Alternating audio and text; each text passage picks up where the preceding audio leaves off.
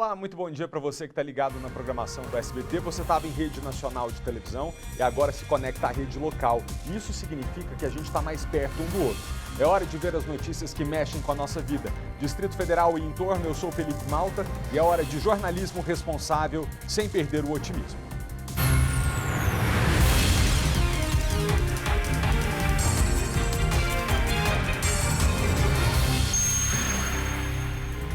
Corpo de mulher é encontrado perto da estação do metrô em Ceilândia Norte. Kátia Gomes.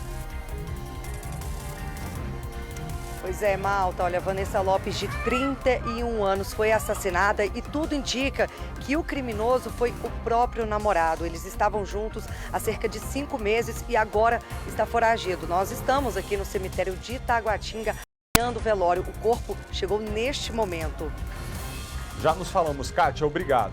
Polícia Federal investiga casal que teria compartilhado conteúdo de pornografia infantil nas redes sociais. Maicon Leão.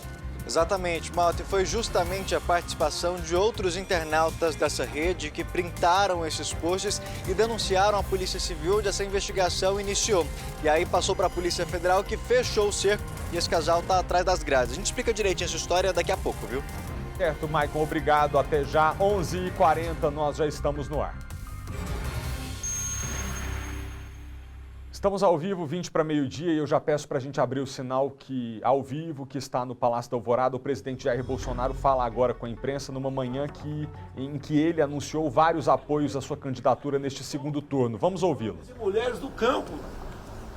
Acreditou que o país, a grande vocação nossa, é o agro. Temos um parque industrial também muito bom. Quando o Paulo Guedes fala, juntamente com o ministro Juca do Meio Ambiente aqui, juntamente com outros ministros, e investir em eólicas offshore, são as torres, os cataventos na costa do Brasil, descobriu-se que o nosso potencial lá é para gerar energia o equivalente a 50 vezes que gera Itaipu Binacional. Ou seja, é uma reindustrialização do Nordeste também.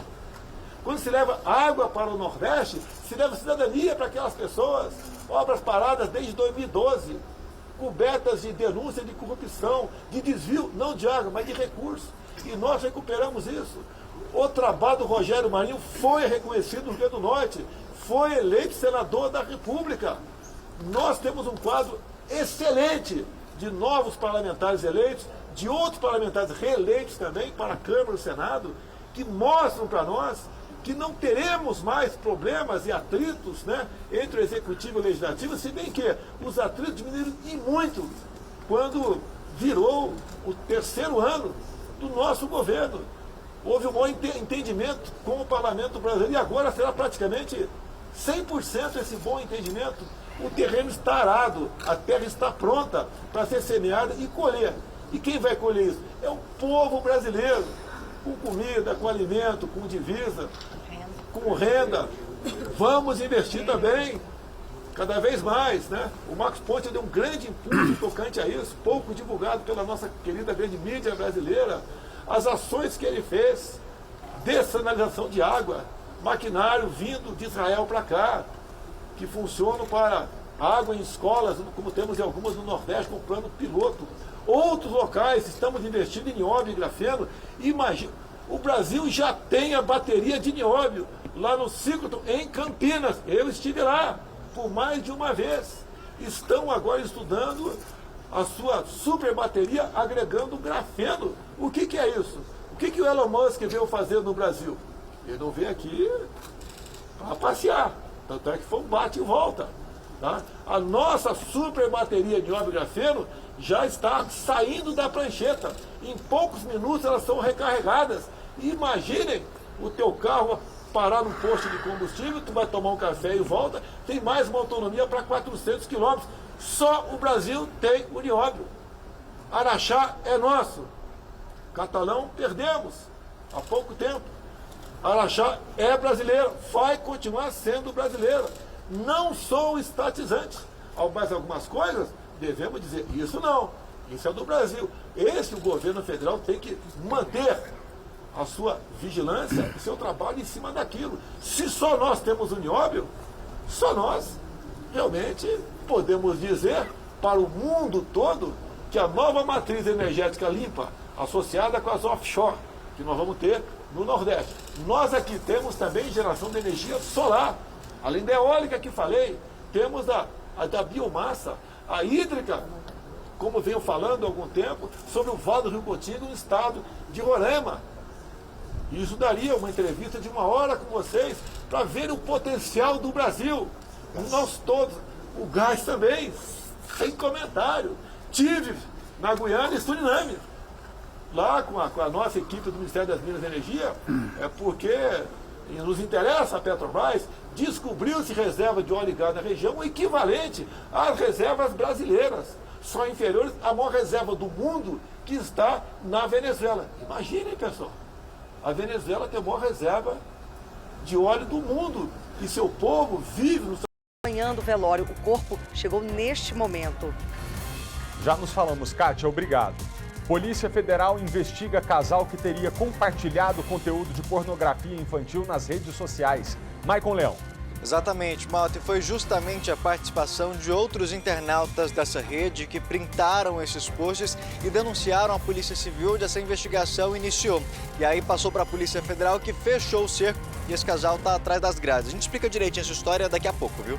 Certo, Maicon, obrigado. Até já, 11h40, nós já estamos no ar.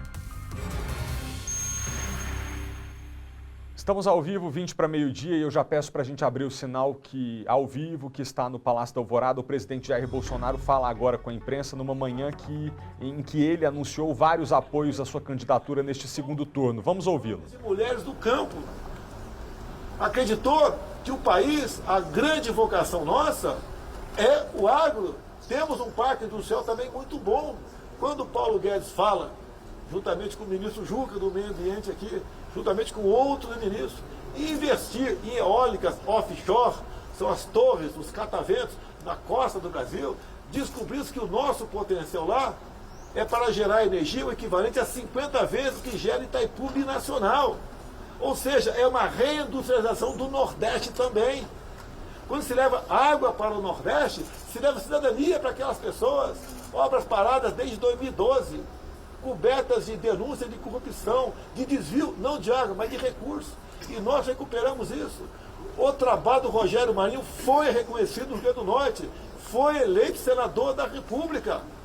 Nós temos um quadro excelente de novos parlamentares eleitos, de outros parlamentares reeleitos também para a Câmara e o Senado, que mostram para nós que não teremos mais problemas e atritos, né, entre o Executivo e o Legislativo, se bem que os atritos diminuíram e muito quando virou o terceiro ano do nosso governo.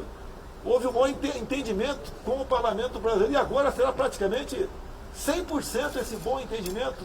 O terreno está arado, a terra está pronta para ser semeada e colher. E quem vai colher isso? É o povo brasileiro, com comida, com alimento, com divisa, com renda. Vamos investir também, cada vez mais, né? O Marcos Ponte deu um grande impulso tocante a isso, pouco divulgado pela nossa querida grande mídia brasileira. As ações que ele fez, dessalinização de água, maquinário vindo de Israel para cá, que funcionam para água em escolas, como temos em algumas no Nordeste, com plano piloto. Outros locais, estamos investindo em nióbio e grafeno. Imagina, o Brasil já tem a bateria de nióbio lá no Ciclotron, em Campinas. Eu estive lá por mais de uma vez. Estão agora estudando a sua super bateria agregando grafeno. O que é isso? O que o Elon Musk veio fazer no Brasil? Ele não veio aqui para passear. Tanto é que foi um bate e volta. Tá? A nossa super bateria de nióbio e grafeno já está saindo da prancheta. Em poucos minutos elas são recarregadas. Imaginem o teu carro parar num posto de combustível, tu vai tomar um café e volta, tem mais uma autonomia para 400 quilômetros. Só o Brasil tem o nióbio. Araxá é nosso. Catalão perdemos há pouco tempo. Araxá é brasileiro, vai continuar sendo brasileiro. Não sou estatizante.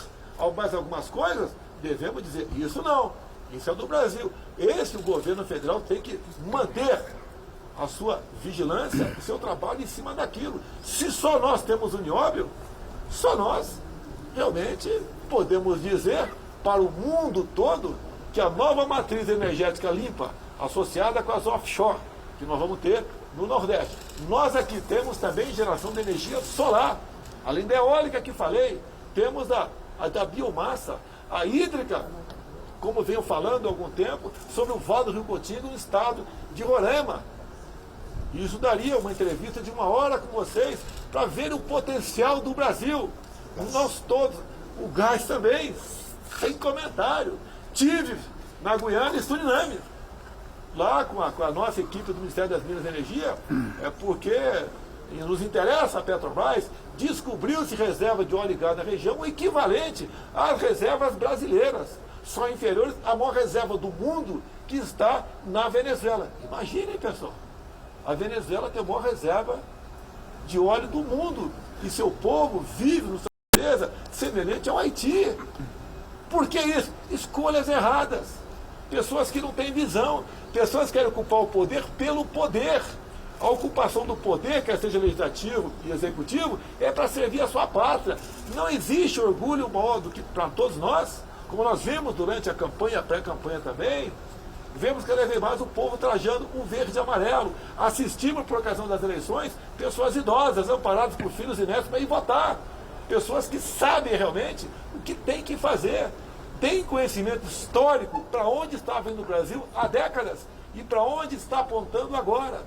Essa união do pessoal do agro aqui, da Frente Parlamentar da Agricultura, pessoas fantásticas, porque investir nessa área sempre existe o imprevisto. Eu já plantei lá atrás 30 hectares de arroz, ralei muito, tá? Mas ralei muito, tá? Para poder ficar no 0 a 0. Com novas tecnologias, como eles têm, com a nossa Embrapa, estamos chegando a 2, 3 anos a autossuficiência em trigo. Quem podia esperar isso? Plantar trigo em Roraima. Geralmente é a área mais fria, Roraima. A possibilidade de 1 milhão de hectares com irrigação. A região do Mato Piba também. Ou seja, é um país fantástico. E por que não dava certo? Eu costumo sempre dizer, né? Olha o que Israel não tem e veja o que eles são. Olha o que o Brasil tem, o que nós não somos. Por que isso? São as escolhas. Devemos fazer boas escolhas, ou a melhor que se apresente no momento. Se escolhemos alguém para pilotar uma Ferrari, que é um barbeiro, que vive cambaleando, trocando as pernas por aí, vai bater, vai capotar na primeira curva. Não é fácil administrar um Brasil, mas por que eu encontrei menos dificuldade? Escolhas dos 23 ministros que eu tenho. Aqui presente a Damares, e a Tereza, o Juca também. Tá? Compare eles, os que antecederam. É muito fácil isso aí. A escolha está fácil. Ninguém pode buscar derrotar o presidente para ter o prazer de bater no peito, então o cara perdeu. E daí, o dia seguinte, como é que fica? Para onde vai o Brasil? Quem está pilotando o Brasil? Eu digo, eu reeleito, por mim, continuo todos os ministros que estão aqui. Eles que vão dizer sim ou não. O outro lado, vocês sabem quem serão os ministros? Quem vai para a Casa Civil? Controle 70, o cara já ocupou a Casa Civil. Quem vai para o Ministério da Mulher? Seria que uma pessoa que há pouco tempo ocupou aquilo e deu vexame para todos nós? Quem vai para o meio ambiente? Qual xiita vai para o meio ambiente? Que inclusive você vê o Lula, quando aceitou a Marina, para firmar o acordo, veja o que foi assinado. Qual era a questão dela? A questão no tocante às coisas ambientais, na questão do agronegócio, é só regulamentação. É mais Estado, Estado, Estado. Que nós sabemos, o bom Estado é aquele que praticamente não existe. Porque quem faz, quem gera renda, não é o Estado, não é o presidente, não é o governador, não é o prefeito. Quem gera renda, quem cria emprego, é a iniciativa privada, são os empreendedores. Eu só crio emprego quando crio cargo de comissão ou abro um concurso público, que muitas vezes são essenciais para nós, servidores, sim. Mas não é essa a tônica principal. O Brasil, segundo Paulo Guedes, e eu assino embaixo, está condenado a dar certo. Mas temos um encontro com as urnas agora no próximo dia 30. Eu agradeço a todos que votaram em mim, em especial o pessoal do Nordeste. Eu tive no primeiro turno mais votos agora do que o primeiro turno de 2018. Ou seja, o povo do Nordeste está entendendo que em grande parte, muita coisa de errada tem por lá, porque quem governou eles ao longo dos últimos 20 anos foi a esquerda, foi o PT. Pessoal, nós Onde é o estamos PT, ouvindo tem um atraso. as declarações do Tem a presidente divisão, Jair tem a Bolsonaro luta de nesse classe. momento do Palácio da Tem Alvorada. nós contra Na manhã de hoje, Bolsonaro recebeu diversos políticos, entre eles o governador reeleito do Distrito Federal, Ibanez Rocha, que anunciou apoio a Bolsonaro nesta jornada de segundo turno até o dia 30 de outubro, quando o Brasil decidirá entre Jair Bolsonaro e Lula para presidente da República. A gente já vai voltar daqui a pouco ao vivo ao Palácio da Alvorada para conversar com o nosso repórter que está lá e entender como foi esse apoio do governador do Distrito Federal a Bolsonaro, mas antes disso a gente volta um pouquinho aqui para o noticiário local. O corpo de uma mulher foi encontrado com sinais de violência perto da estação do A gente vai falar agora ao vivo com a repórter Kátia Gomes, que traz os detalhes desse caso para a gente. Kátia, boa tarde para você. Nós já sabemos a linha de investigação da polícia, pelo que você contou agora há pouco, no comecinho do jornal, há indícios fortes de um feminicídio inclusive cometido por um conhecido da vítima. Exatamente, Malta. Olha, apesar do caso ter sido registrado como homicídio, existe sim a possibilidade de ter sido um feminicídio, justamente porque o principal suspeito desse crime é o próprio namorado da Vanessa Lopes, de 31 anos. Logo depois do crime, ele desapareceu, ele segue foragido. Eu estou aqui com os familiares e eles me relataram que no sábado a Vanessa, ela saiu para uma festa, era inclusive a comemoração de 31 anos de casamento de uma amiga. Ela foi para essa festa com o filho e também com uma amiga. Ela levaria o namorado, só que ele não quis ir. Ele decidiu não ir e disse para ela que também não queria que ela fosse. Ela, claro, era uma festa de família, ela disse que iria de qualquer jeito e ela foi. No sábado, quando ela retornou, ela chegou em casa, ainda encontrou com o filho dela e ela saiu com o namorado. Foi a última vez que ela foi vista com vida, né? Foi pelo próprio filho dela. Então, tudo indica que ela foi morta a facadas pelo próprio namorado. Eu vou conversar agora aqui com o Claudionor dos Santos, que é o pai da Vanessa. Seu Claudionor, existe então essa informação de que ela, logo depois dessa festa que ela foi passar ali o final de semana com o próprio filho e com os amigos, comemorando 31 anos de casamento de uma amiga, ela chegou em casa e foi quando ela encontrou esse namorado. Positivo. Aí, ela quando chegou em casa, ele já devia estar por ali já, em algum lugar por ali, escondido, porque quando ela entrou dentro de casa, e logo ela saiu, e já saiu com ele. Aí enrolou ela, disse que ia fazer um lanche na padaria, qualquer coisa mais, nada. Já estava tudo planejado. Até a mochila dele já estava pronta em cima do sofá. Inclusive, depois que ele levou ela, que passou debaixo do viaduto do metrô, que foi para um lugarzinho meio escuro, foi lá que ele matou ela facada até a morte. E aí ele voltou correndo, ninguém abriu o portão lá, ele pulou o muro alto pra caramba, ele pulou, caiu lá do outro lado, pegou a mochila dele em cima do sofá e saiu correndo, abriu o portão por dentro e saiu voado. Foi a derradeira vez que foi visto. Eles estavam juntos há apenas 6 meses. 6 meses. Mas ele demonstrava ser um homem violento? Da primeira vez que eu vi ele, eu tomei até uma surpresa, um choque. Eu vi na cara dele que era a cara do pior bandido. Mas a gente não podia dizer nada, que ela podia achar ruim, entendeu? Porque já tem dado muito conselho a ela, tirei gente rindo da mão dela, ela morou lá em casa, eu sei o que é que eu passei. Conselho eu dei demais, mas ela não tomava, entendeu? Eu queria tudo de bom para ela, inclusive eu ajudei ela do começo da vida dela até o fim dessa picada. Agora, esse negócio que veio agora, cortou o coração da família inteira e dos amigos, todo mundo. E a gente estamos querendo é justiça, viu? É justiça. Quero justiça para pegar esse sujeito e fazer o que ele merece. Porque não pode ficar assim. Assim, vou te falar. Eu sei o que é que eu estou passando. Que a pessoa gostar de um filho e aconteceu uma coisa dessa, eu não tenho nem palavra, mas... A Vanessa ainda deixou 2 filhos, né? Um de 16 e um de 15 anos. Malta, a Helena, ela foi a amiga com quem a Vanessa foi para essa festa no final de semana. Ela estava muito feliz, alegre, aproveitou ali o final de semana, não foi, dona Helena? Verdade, ela estava muito alegre nesse dia, muito mesmo. Como é que foi essa festa? Vocês combinaram que vocês iriam no sábado, era até para ele ter ido também, ele que não quis. Ela tinha pago para ele ir, para ele e o filho dela ir. No dia ele desistiu. Ele desistiu de ir, aí ela falou assim, eu vou porque já está tudo pronto. E eu estava esperando muito por esse dia. E aí foi, ele dizendo ele que ia trabalhar. E ele chegou a falar para ela que não queria que ela fosse. Bom, eu não sei, ela não falou, ela não comentou isso comigo. Ela não comentou comigo. É porque ele agora está muito emocionado, mas isso, não é? Que ele tinha até ameaçado ela se ela fosse para essa festa. Ameaçou. Ameaçou ela. Você vai, quando chegar, nós tem uma conversa. Foi. Nós acerta quando você chegar. Assim, eu tenho certeza que foi assim. E como é que foi o final de semana? Ela foi no sábado e voltou no domingo? Sim, nós fomos no sábado e voltamos domingo, acho que era umas 5 horas, quando nós voltamos da chácara. Ela chegou em casa, na minha casa. Ela falou, Helena, eu vou descansar um pouquinho. Quando eu acordar, eu vou chamar o Uber e vou embora. Eu falei, tá bom.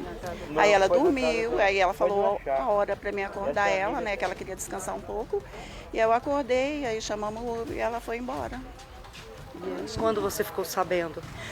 Bom, eu fiquei de ligar para ela e acabei dormindo, porque estava todo mundo cansado. Aí eu acordei com um telefonema, que era o Arthur, filho dela, que estava com a polícia, e a polícia, acho que era 1h20. Aí ele perguntou se eu conhecia o Douglas. Eu falei para ele que eu conhecia eu via ele na casa dela, né, nas vezes que eu ia, não conhecia. E aí, desde então, ele segue foragido? Sim, sim. Desde então ele está foragido. E agora, como está, né, você como uma das melhores amigas dela, qual que é o seu sentimento? O pai, a família toda em choque? Não sei nem te explicar. Muito ruim. Muito, muito triste. Eu não consigo nem falar direito sobre ela. Não sei se eu vou suportar ver ela ali. Porque no sábado que a gente desceu do carro, ela estava viva falando. E hoje vou ver ela assim. E os filhos dela são 2, né? De 16 e de 15 anos. Como é que eles estão? Bom, as tias dele que tá com ele vai chegar, né? Eu acho que é só elas agora pra falar isso pra você. E ela trabalhava, era uma excelente funcionária. Sim. Ela era diarista, né? Inclusive, os patrões estão aqui. Sim, sim. E tá chegando outro ali agora. E é assim, ela era muito querida, muito trabalhadeira, muito esforçada. Certo, então vou deixar vocês então nesse momento para se despedir da Vanessa, viu? Meus sentimentos, muito obrigado pelas suas palavras, tá bom? Malta, não é fácil, né? Quando a gente escuta o relato de uma família que perdeu alguém querido pelo feminicídio, mais uma vez, né? Um crime brutal aí de um homem ciumento que não aceitou a namorada ter passado um fim de semana fora de casa, inclusive uma festa de família ali que ele tinha sido convidado. Então, assim, muito triste e lamentável, né? A gente, claro, aguarda a confirmação da família, da polícia sobre a autoria do crime, mas tudo indica que ele realmente tenha cometido esse crime. Eu volto com você. Olha, a gente não consegue ouvir o choro de um senhor já idoso, pai de uma moça que é brutalmente assassinada pelo namorado e não ficar profundamente comovido. E eu espero que esse desabafo ao vivo do seu Claudio Honor, a quem eu te peço, Kátia, que deixe a nossa solidariedade, né? Em seu nome, repórter zelosa que trata os assuntos com decência, em nome da nossa equipe, nosso abraço de solidariedade a ele e dizer que quando ele vem ao vivo como veio e dá esse depoimento, a nossa expectativa é que isso toque os corações do outro lado da tela, especialmente dos homens, daqueles que eventualmente já estão se olhando no espelho e se enxergando cada dia mais ciumentos, cada dia mais agressivos, cada dia mais possessivos. Meu amigo, se coloque no lugar do seu Claudio Honor. Se você não consegue ainda se colocar no lugar da sua esposa, que tem o direito de escolher o que ela quiser para a vida dela, da namorada dela, se isso ainda não está na sua capacidade, então faça um exercício anterior, mas igualmente necessário, se coloque no lugar do seu Claudionor. Um dia, é você que talvez vai ter uma filha. E você que vai ter que enxergar sua filha caindo nas garras de um homem violento e se perguntar o que você pode fazer. É desesperador a gente ouvir o choro de um homem que perde uma filha por um feminicídio brutal como esse e não se comover. Ô Kátia, muito obrigado, tá, pelas informações e a gente se fala daqui a pouquinho ainda nessa edição. A Polícia Civil prendeu uma quadrilha que aplicava o golpe do empréstimo consignado, que é quando os bandidos ligam para as vítimas, oferecendo empréstimos e induzem essas pessoas a passarem vários documentos para eles. A gente fala agora ao vivo com o repórter Maicon Leão, que tem os detalhes dessa história para a gente. Ô Maicon, boa tarde para você. Como é que essa quadrilha agiu? Abriu tantos golpes aqui na nossa região. Te surpreendeu? É um método novo que você não tinha visto ainda ou é mais do mesmo? Aumenta cada vez mais a chance das pessoas caírem, viu? Boa tarde para você, para quem está em casa. Na verdade, essa organização criminosa tinha inclusive uma empresa com CNPJ, um call center com 30 pessoas trabalhando e que ligavam para a casa dessas vítimas falando: olha, você que tem um empréstimo consignado no banco X, a gente consegue transferir o seu empréstimo para o banco Y com uma taxa de juros menor. Eles já ligavam, Malta, falando do valor, a situação, quantas parcelas já tinham sido pagas e com toda aquela lábia, com todas essas informações, a pessoa realmente acreditava que se tratava de uma organização séria, de uma empresa séria. E aí topava fazer a portabilidade. Só que, na verdade, eles não estavam fazendo portabilidade coisa nenhuma. Era um novo empréstimo que eles faziam usando os dados daquela pessoa, que achando que realmente estava falando com um banco, fazendo a transferência ali certinho, na intenção de diminuir um pouco daquela taxa de juros, aceitava fazer a portabilidade. Mas, na verdade, naquele momento, essas pessoas estavam caindo em um golpe. Muitas dessas vítimas, Malta, chegaram a ter a sua subsistência prejudicada por conta dessas duas dívidas, já que a partir do momento ela tinha que pagar o empréstimo que ela realmente fez e a partir do momento em que ela passa os dados que concorda com a portabilidade, ela passava a pagar um segundo empréstimo consignado. Muitas dessas pessoas que fazem esse primeiro empréstimo já é porque está numa situação muito complicada financeiramente e que vê aquele empréstimo como uma solução para conseguir se arrastar ali alguns meses, algumas semanas de tão complicada que está aquela situação. Aí você imagina ter que pagar 2 empréstimos. Aqui no Distrito Federal foram identificadas 5 vítimas, Malta. Prejuízo ali entre 90 e 230 mil reais entre elas. E aí, como que a polícia chegou até essas pessoas? Como que funcionava essa organização criminosa? Na verdade, a cabeça, Malta, era organizada por uma família. Mãe, filho e nora. Para se ter noção do caráter dessas pessoas, a nora dessa mulher usou o nome do irmão, que é um motoboy, como laranja para abrir o CNPJ dessa empresa. Que para você que está assistindo a gente vai falar, chama Global Intermediações. Se você fechou algum contrato com essa situação e está com algum problema aí, a polícia já prendeu essas pessoas. Só que aí, Malta, você pensa, eles estavam agindo aqui no Distrito Federal? De novo a gente conta que não. A 9ª DP lá do Lago Sul começou a investigar, chegou até essa empresa, chegou até o irmão, que descobriu que não tinha nada a ver com essa relação, que ele, na verdade, também era uma vítima, e aí foi montando o quebra-cabeça. E chegou na nora, no namorado e na sogra. Eles estavam, sabe aonde? No Rio de Janeiro. E mudavam-se frequentemente de endereços, de telefones, porque depois que eles entravam em contato com essas famílias, com essas pessoas que estavam, na verdade, com esses empréstimos, eles faziam o quê? Mudavam de telefone, mudavam de endereço. E aí, quando a pessoa via que o empréstimo, na verdade, tinha sido multiplicado da dívida e tentava contato, opa, esse número não existe mais. Ou o WhatsApp, que servia para a intermediação dos documentos, você enviava, não dava o segundo tracinho, não chegava a mensagem. Eles desapareciam e ficavam as pessoas com o prejuízo. E aí, hoje em dia, tudo muito moderno, as pessoas, quando tem algum problema com uma empresa, faz o quê? Registra essa reclamação em alguns sites. E aí, Malta, como essa empresa estava ficando manjada demais, ficando muito complicado deles usarem, as pessoas já estavam sabendo que a pessoa, quando recebia a ligação, checava o nome da empresa, o que é que eles faziam? Eles mudavam de nome. iam mudando de CNPJ justamente para evitar essa identificação. A gente vai ouvir um trechinho do que o delegado falou dessa operação e eu volto com alguns detalhes, até mesmo para explicar como que essa empresa conseguia os dados dessa pessoa com tantas informações. A gente vai ouvir o delegado e volta com mais informações. A operação tem o objetivo de desarticular uma organização criminosa especializada no golpe do consignado. Qual era o modus operandi? Eles descobriam vítimas que possuíam já algum crédito consignado em um dos bancos, entravam em contato via aplicativos de mensageria como o WhatsApp, ofertando a portabilidade desse crédito consignado, com taxas de juros e parcelas menores. As vítimas então eram induzidas a fornecer os seus documentos e no final das contas elas acabavam com duas dívidas, a original e um segundo empréstimo obtido pelos criminosos em nome delas. No Distrito Federal nós localizamos 5 vítimas, cada uma delas com prejuízos que giraram em torno de 90 e 230 mil reais. E além dessas vítimas do DF, nós também localizamos 50 vítimas espalhadas pelo território nacional, em estados como Bahia, Pernambuco, Mato Grosso, Rio Grande do Sul e Paraná. Essa é a 8ª operação que a 9ª Delegacia de Polícia deflagra somente nesse ano, com o objetivo de combater essas fraudes eletrônicas. Nesse sentido, a gente mais uma vez orienta a população que tenha atenção antes de fechar essas propostas recebidas em contatos de WhatsApp. Opte sempre por pessoalmente a sua agência bancária e verificar se aquele correspondente bancário é autorizado.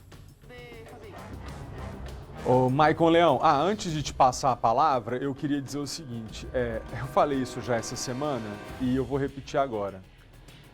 Cai em golpe, obviamente todo mundo está sujeito, mas tem caído mais em golpe as pessoas que não têm se atentado ao que está acontecendo no planeta hoje.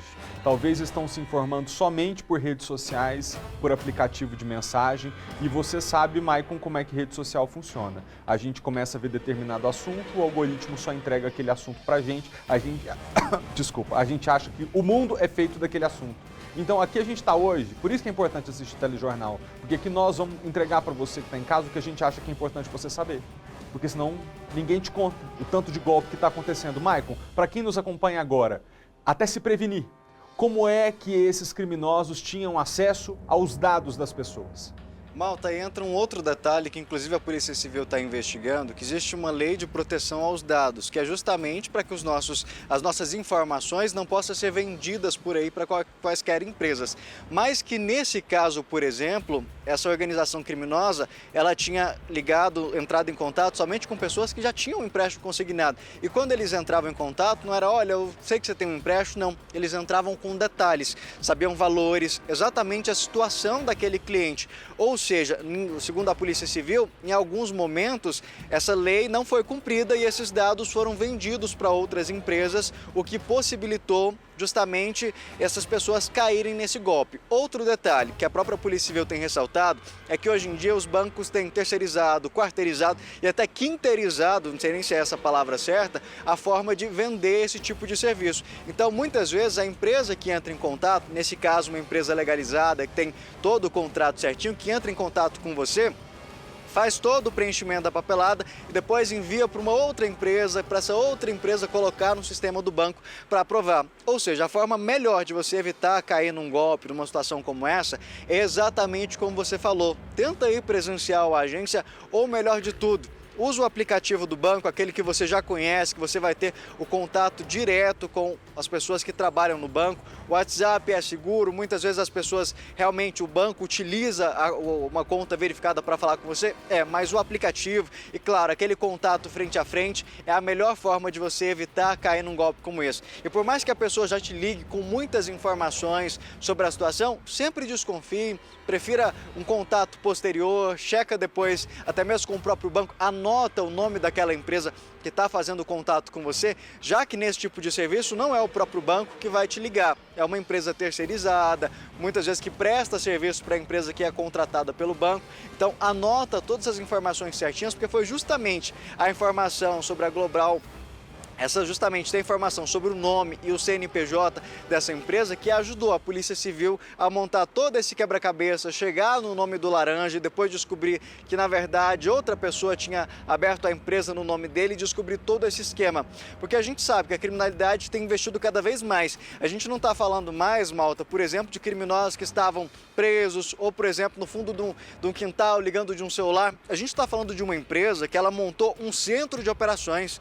Eram mais de 30 funcionários que tinham um banco de dados, que sabiam quem eram as pessoas que eles iam entrar em contato, quais informações utilizar para convencer aquelas pessoas que, na verdade, não estavam falando com criminosos, assim, com pessoas sérias, que, na verdade, tudo isso era fachada. Eram estratégias utilizadas por esses criminosos. Oferecer uma proposta, por mais que não seja... Às vezes a gente fala que a pessoa que cai num golpe é porque está querendo uma vantagem avassaladora, muito grande, mas muitas vezes a vantagem era pouca, a diferença de uma parcela para outra era pouco, que normalmente está dentro da margem de juros correta. Então a pessoa que está ali fez o cálculo, falou, não, tá certo, vai ser um desconto, talvez é por mudar de banco mesmo, o banco está comprando parte dessa dívida para eu levar para lá, uma garantia.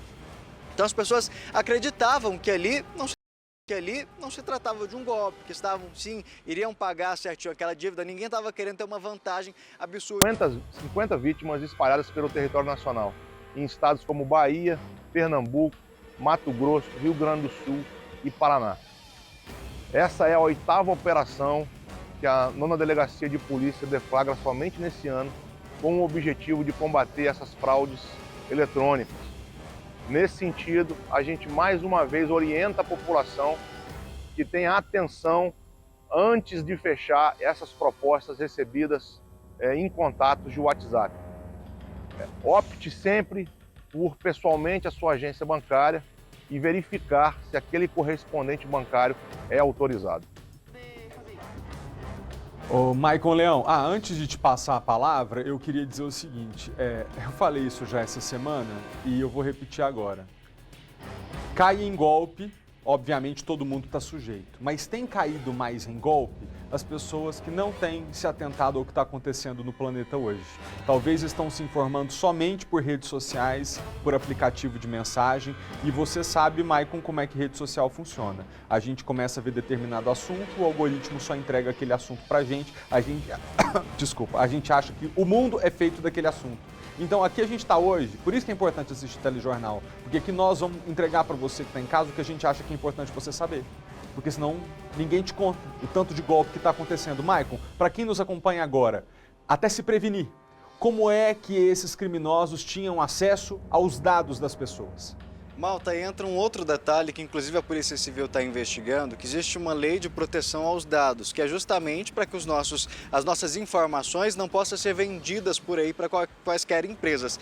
Mas que nesse caso, por exemplo, essa organização criminosa, ela tinha entrado em contato somente com pessoas que já tinham um empréstimo consignado. E quando eles entravam em contato, não era, olha, eu sei que você tem um empréstimo, não. Eles entravam com detalhes, sabiam valores, exatamente a situação daquele cliente. Ou seja, segundo a Polícia Civil, em alguns momentos essa lei não foi cumprida e esses dados foram vendidos para outras empresas, o que possibilitou justamente essas pessoas caírem nesse golpe. Outro detalhe que a própria Polícia Civil tem ressaltado é que hoje em dia os bancos têm terceirizado, quarteirizado e até quinteirizado, não sei nem se é essa a palavra certa, a forma de vender esse tipo de serviço. Então, muitas vezes, a empresa que entra em contato, nesse caso uma empresa legalizada, que tem todo o contrato certinho, que entra em contato com você, faz todo o preenchimento da papelada e depois envia para uma outra empresa, para essa outra empresa colocar no sistema do banco para aprovar. Ou seja, a forma melhor de você evitar cair num golpe, numa situação como essa, é exatamente como você falou. Tenta ir presencial à agência ou, melhor de tudo, usa o aplicativo do banco, aquele que você já conhece, que você vai ter o contato direto com as pessoas que trabalham no banco. O WhatsApp é seguro, muitas vezes as pessoas, realmente o banco utiliza uma conta verificada para falar com você, mas o aplicativo e, claro, aquele contato frente a frente é a melhor forma de você evitar cair num golpe como esse. E por mais que a pessoa já te ligue com muitas informações sobre a situação, sempre desconfie, prefira um contato posterior, checa depois, até mesmo com o próprio banco, anota anota o nome daquela empresa que está fazendo contato com você, já que nesse tipo de serviço não é o próprio banco que vai te ligar, é uma empresa terceirizada, muitas vezes que presta serviço para a empresa que é contratada pelo banco. Então anota todas as informações certinhas, porque foi justamente a informação sobre a Global, essa justamente tem informação sobre o nome e o CNPJ dessa empresa que ajudou a Polícia Civil a montar todo esse quebra-cabeça, chegar no nome do Laranja e depois descobrir que, na verdade, outra pessoa tinha aberto a empresa no nome dele e descobrir todo esse esquema. Porque a gente sabe que a criminalidade tem investido cada vez mais. A gente não está falando mais, Malta, por exemplo, de criminosos que estavam presos ou, por exemplo, no fundo de um quintal ligando de um celular. A gente está falando de uma empresa que ela montou um centro de operações. Eram mais de 30 funcionários que tinham um banco de dados, que sabiam quem eram as pessoas que eles iam entrar em contato, quais informações utilizar para convencer aquelas pessoas que na verdade não estavam falando com criminosos, assim, com pessoas sérias, que na verdade tudo isso era fachada, eram estratégias utilizadas por esses criminosos. Oferecer uma proposta, por mais que não seja, às vezes a gente fala que a pessoa que cai num golpe é porque está querendo uma vantagem avassaladora, muito grande, mas muitas vezes a vantagem era pouca, a diferença de uma parcela para outra era pouco, que normalmente está dentro da margem de juros correta. Então a pessoa que está ali fez o cálculo, falou, não, tá certo, vai ser um desconto, talvez é por mudar de banco mesmo, o banco está comprando parte dessa dívida para eu levar para lá, uma garantia. Então as pessoas acreditavam que ali não se em cima das coisas. Então ofereceu a proposta, avalia tudo certinho e de preferencialmente vai até lá no banco e fala, ó, eu recebi essa proposta, isso bate, eu posso fechar, eu quero fechar com vocês aqui mesmo, tem como? É o melhor jeito, né, Malta? Obrigado, Maicon, pelas informações, e é importante a gente só encerrar aqui dizendo uma coisa. Se alguém te liga e normalmente, até um pouco tempo atrás, confirmavam as informações com a gente, o atendente, o seu CPF é tal, seu endereço é tal, o final do seu número do telefone é esse, a sua mãe se chama fulana de tal, e aí isso já nos dava a sensação de que aquela pessoa era idônea e tinha acesso ao nosso cadastro. Saiba de uma coisa, você telespectador, hoje qualquer pessoa descobre qualquer coisa de qualquer um de nós, então não é porque pelo telefone o atendente te contou tudo sobre a sua vida que realmente é uma pessoa idônea, pode ser de uma quadrilha, que teve acesso aos seus dados e agora quer terminar de te humilhar, você que já estava devendo, vai ficar devendo mais ainda. Obrigado, tá, Maicon, pelas informações. Bom, eu quero voltar agora ao noticiário de interesse nacional, relacionado também ao Distrito Federal, porque fala do nosso governador. João Pedro Neto continua com a gente. Deixa eu ver se o João Pedro ainda... João Pedro, você ainda está no Palácio da Alvorada ou você já foi para o Planalto? Ainda está na Alvorada, né? Tô na Alvorada, Felipe. Boa tarde para você, boa tarde para todo mundo. Boa tarde, João. Eu queria dizer o seguinte, foi uma manhã movimentada aí no Palácio da Alvorada com o anúncio de novos apoios à candidatura do presidente Bolsonaro para o segundo turno. Que informações você pode trazer para o nosso telespectador aqui de Brasília? Tá certo, Felipe, vamos lá, né? O presidente Jair Bolsonaro deu continuidade a uma sequência de reuniões que ele está mantendo com lideranças políticas, né? Ontem a gente lembra aí que o presidente conquistou, angariou o apoio aí dos governadores de Minas Gerais, o Romeu Zema, do Rio de Janeiro, Cláudio Castro, e também de São Paulo, Rodrigo Garcia. E hoje, então, né, Felipe, o presidente se reuniu aqui no Palácio da Alvorada com o governador aqui do Distrito Federal, o Ibanez Rocha, e os dois, então, oficializaram esse apoio para andarem juntos aí nesse segundo turno das eleições. O Ibanez Rocha, inclusive, falou aí que eles tiveram uma harmonia muito grande aí ao longo desse primeiro mandato, né, ao longo desses 3 anos, quase 4 anos aí de governo. Ele ressaltou, o Ibanez Rocha também, que justamente o DF tem uma dependência muito grande dos recursos federais, dos recursos do Fundo Constitucional aí, que são usados justamente para o pagamento de despesas na área de segurança, de educação e também de saúde. E o Ibanez completou dizendo que justamente vai trabalhar pela reeleição do presidente, vai às ruas aí para conquistar votos aí pela reeleição do presidente. O presidente Jair Bolsonaro, por sua vez, ele disse que as divergências que os dois tiveram aí durante a pandemia, né, na condução aí das ações da pandemia são coisa do passado e que todo mundo erra em algum momento, mas estava tentando acertar, e disse aí que também que para o presidente nada melhor do que ter não um aliado, mas um amigo ao seu lado, em referência aí ao governador Ibanez Rocha. O governador também disse e comentou a possibilidade de a candidata à presidência da República pelo MDB, a Simone Tebet, declarar eventualmente, né, um apoio ao ex-presidente Lula na candidatura, né, a candidatura do ex-presidente Lula na disputa desse segundo turno para a presidência da República. E ele disse que a Simone Tebet seria uma atitude isolada por parte da senadora Simone Tebet, né, que o partido dela deve liberar aí a maior parte dos diretórios, dos eleitos, né, e das lideranças políticas para adotarem aí, enfim, a posição que lhes convier. Então, foi isso, viu, Felipe? Uma manhã muito movimentada. Depois desse encontro aí com o governador aqui do Distrito Federal, o presidente se reuniu também com a bancada ruralista, com representantes da Frente Parlamentar da Agropecuária, também aqui no Palácio da Alvorada, que manifestaram também o apoio aí à reeleição dele nesse segundo turno. E agora a expectativa grande aí de que o presidente Bolsonaro receba também o governador do Paraná, governador reeleito do Paraná, o Ratinho Júnior, para uma conversa também aqui no Palácio do Planalto. Isso a qualquer momento, viu? Daqui a pouco já pode estar chegando aqui o governador do Paraná, viu, Felipe? João, então espera aí só um pouquinho para a gente ouvir aqui o que disseram Ibanez, presidente Bolsonaro e também a vice-governadora do Distrito Federal, Celina Leão, nesse anúncio de apoio do governo do DF à candidatura de Bolsonaro no segundo turno. Pode rodar. Ele estará junto comigo por ocasião da reeleição, como já esteve durante a campanha. Ele vem confirmar agora esse apoio juntamente com a senhora vice-governadora, porque a gente costuma dizer que o DF e o Brasil se misturam, né? Eu estou no Brasil e no DF.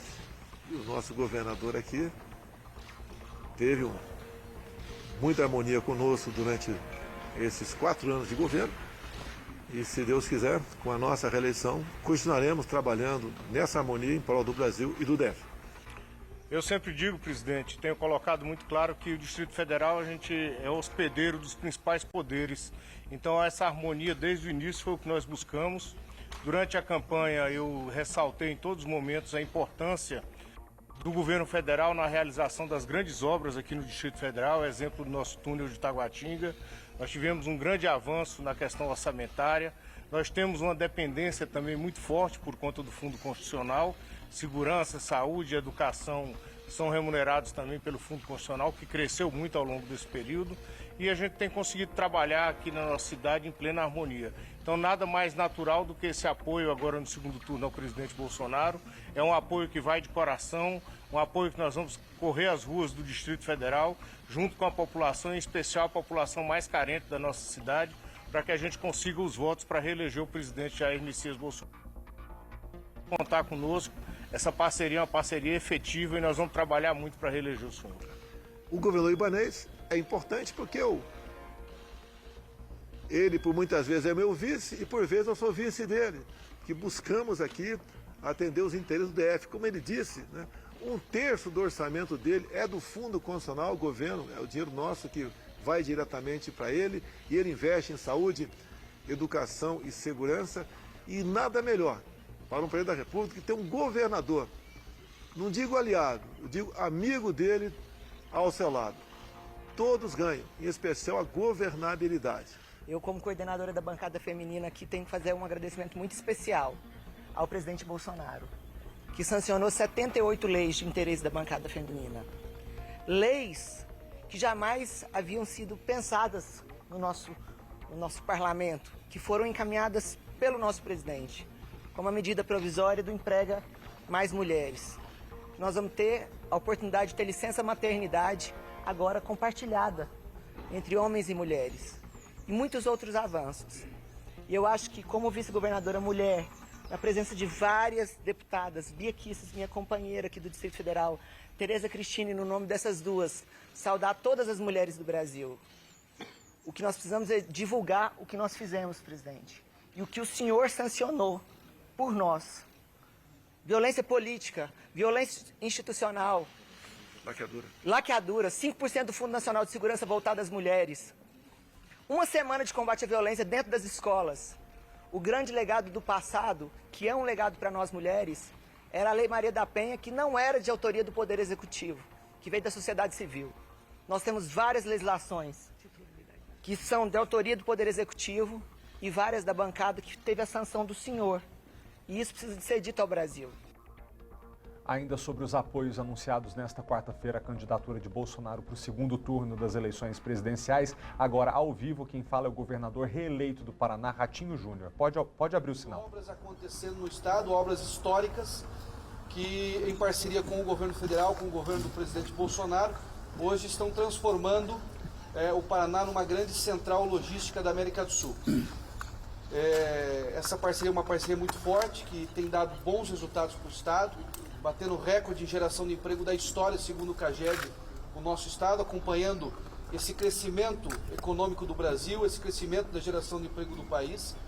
Além disso, também o governo do presidente Bolsonaro representa aquilo que a grande maioria dos paranaenses entende como valores importantes de uma sociedade, que é a defesa da família, a defesa da propriedade, a valorização da vida, e automaticamente entende que esse modelo de governo que está sendo liderado pelo presidente Bolsonaro é um modelo importante para que o Brasil continue crescendo, se desenvolvendo e melhorando a vida das pessoas. Então, faço aqui, presidente, em meu nome, em nome da nossa população, na sua grande maioria, que pela segunda vez, já na eleição passada já tinha feito isso, nessa eleição fez da mesma forma no primeiro turno, deu uma esmagadora votação para o senhor, e a ideia é que a gente possa consolidar isso numa ampliação da votação no segundo turno, dando a vitória, ajudando a dar a vitória do presidente Bolsonaro nesse segundo turno. Então aqui faço as minhas palavras, o nosso compromisso, juntamente com os prefeitos do Paraná.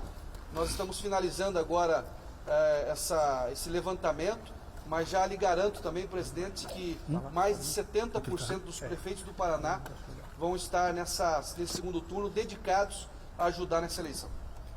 Eu quero agradecer o apoio do governador Ratinho, um estado importantíssimo da nossa federação.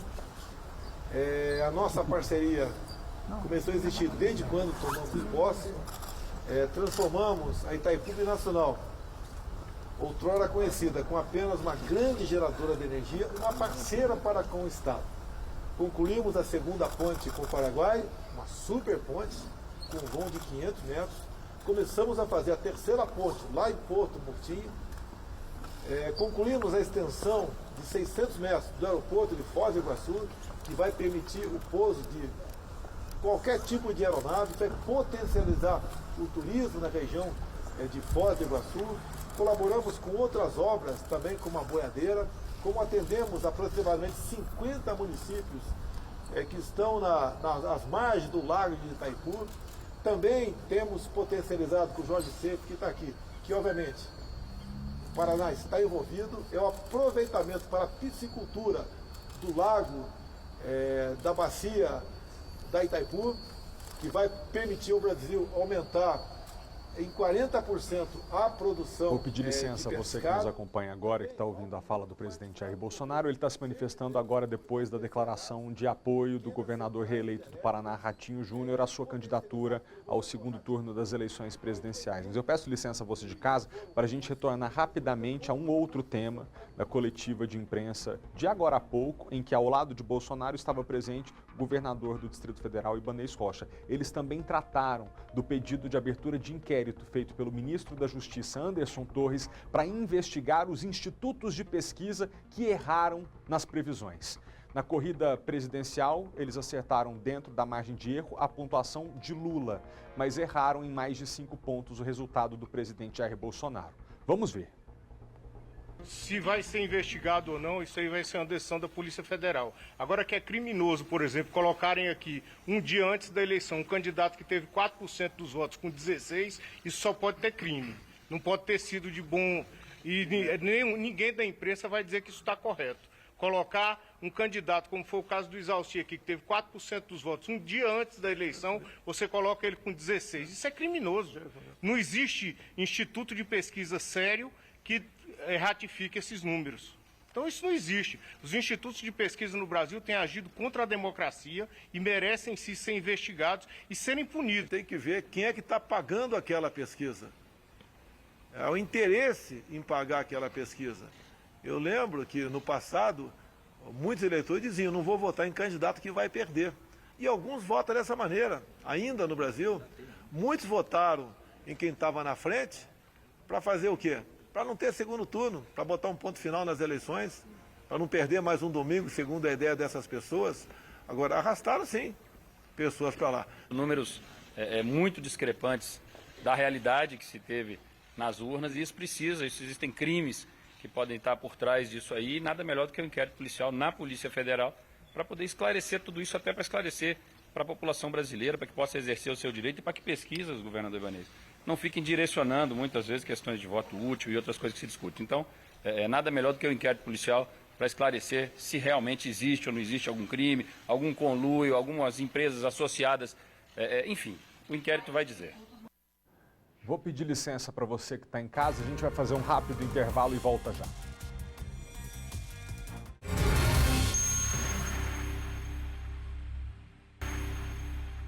Estamos de volta, o assunto agora é saúde. Vocês sabem que há muitas doenças que a gente trata com remédio, outras talvez com cirurgia, ainda outras com mudanças de hábito de vida. Mas se eu te contar que tem uma doença que atinge uma a cada 25 mil pessoas, que essa especificamente é tratada com amido de milho de 3 em 3 horas, você acredita? A gente vai entender um pouco melhor agora. Conosco ao vivo está Letícia Ramos, que foi apelidada de Rainha da Maisena. Eu fiquei até na dúvida, Letícia, se você gostava desse apelido ou não, mas a imprensa aí de Minas, especialmente, tem te chamado dessa maneira. Bem-vinda a Brasília. Como é que você descobriu, Letícia, a glicogenose? Muito obrigada, né? Eu adoro esse título da Mãe Rainha da Maisena, para ser sincera. Eu descobri quando eu tinha 2 anos de idade, né, com os sintomas que fui aparecendo. O abdômen era bem estendido, eu tinha uma cor de pele diferenciada, puxando mais para o esverdeado. Tinha algumas convulsões, que foi o principal fator que levou a minha mãe a me levar às consultas médicas. E foi nessa parte que a mãe descobriu, procurou vários médicos. Foi muito difícil o diagnóstico, né, até achar alguém que realmente saiba o que aconteceu. Depois de muita luta, né, a gente conseguiu transferência para São Paulo, no Hospital das Clínicas, e conseguimos o diagnóstico de glicogenose. E hoje você trata tomando maisena na água, pelo vídeo que a gente estava assistindo ali. De 3 em 3 horas você tem que beber? Sim, eu tomo a maisena de 3 em 3 horas. Consigo passar um pouco desse horário, né, porque a maisena ela tem uma durabilidade de 3 a cada 4 horas. Mas assim, frequentemente, porque sem o amido a gente pode realmente desmaiar mesmo, até um possível coma devido a essa falta de glicose que falta no nosso corpo. Meu Deus, que coisa. Deixa eu chamar aqui para conversa agora a sua médica, que é a doutora Paula Conceição, para nos ajudar a informar a população, né? Doutora, seja bem-vinda ao SBT. Como que a gente descobre que tem glicogenose? De que maneira? Que sinais o corpo dá que podem levar a esse diagnóstico? Boa tarde. Então, a glicogenose é uma doença rara, né?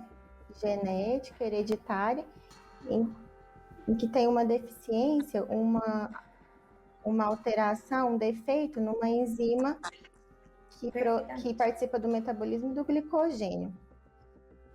E o glicogênio é a nossa principal forma de reserva de energia. Então, a gente guarda ele no fígado e no músculo, principalmente. E quando situações de jejum prolongado, situações de maiores demandas, o exercício físico, ele quebra o glicogênio e libera a glicose para energia. Nos pacientes com glicogenose... E quais são os sinais, doutora Paula? Quais são os sinais que a gente tem que ficar atento, né, para poder descobrir que tem? Principalmente hipoglicemias, né, que é a redução do açúcar no sangue, por conta dessa alteração mesmo, essa dificuldade de metabolizar, de metabolizar o glicogênio. Geralmente a gente diagnostica na infância, pelas hipoglicemias recorrentes, difícil controle, altera o crescimento também, tem uma dificuldade de crescimento, pode ter o aumento do volume do fígado, que a gente chama de hepatomegalia.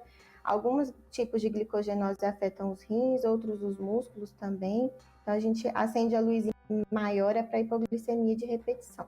Hipoglicemia de repetição, tá bom. Obrigado a senhora pelo alerta. Letícia, tomando o amido de milho de 3 em 3 horas, aí você tem uma vida considerada normal? Olha, Mais ou menos, podemos dizer assim, né? Eu sempre tive que me manter assim próximo ao relógio, né? Minha vida sempre foi à base de horários, né? Com alimentação, com o amido de milho, até mesmo na madrugada, né? Se eu tivesse que deitar à noite, por exemplo, eu tinha que ter ter que tomar aquele cuidado todo para não passar a noite inteira, né? Dormindo, colocar o despertador ali para despertar, porque a hipoglicemia poderia acontecer na madrugada, então eu tinha que levantar para tomar tenho, né, que levantar para tomar a maisena, uma coisa assim, podemos dizer assim, normal, mas mais ou menos normal. Regrada, né? Você precisa adaptar a sua vida a um horário muito cravadinho para você se manter saudável. Obrigado por ter compartilhado esse relato aqui com o público do SBT. Você está em Uberaba, é? Sim, eu estou em Uberaba. Você acredita que eu já morei em Uberaba? Conheço a cidade. Olha só, que legal. Manda um abraço aí para os mineiros. Obrigado pela presença aqui no SBT. Muita saúde para você. Até a próxima. Muito obrigada. Obrigado. Vamos voltar aqui agora para o Distrito Federal. Por causa da chegada das chuvas, voltaram os velhos problemas que preocupam as pessoas que moram ou passam por áreas que ficam alagadas. Obras que poderiam resolver esse problema ainda não saíram do papel. O canto das cigarras anuncia. Tem chuva vindo por aí. Nessa época do ano, quem passa pela Tesourinha entre as quadras 201 e 202 Norte tem sempre a mesma preocupação. Começou a chover, o tempo fechou e eu já não venho para o lado aqui das 200, 201, 202, até a 210 ali, se eu não me engano. Eu evito sempre, vou mais pela DAP3 e sigo em frente.